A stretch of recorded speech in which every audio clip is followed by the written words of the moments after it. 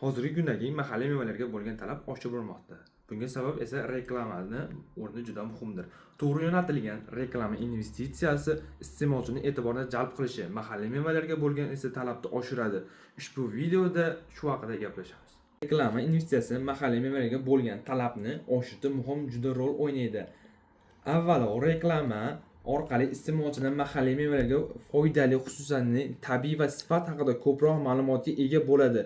Bu esa ularning tanlovini ijobiy ta'sir ko'rsatadi.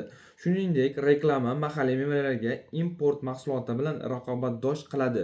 To'g'ri yo'lga qo'yilgan reklama kompaniyalari mahalliy mahsulotlarning sifat va narx jihatdan ustuvorligini ko'rsatib beradi. Natijada xaridor ko'proq mahalliy mevalarni tanlay boshlaydi.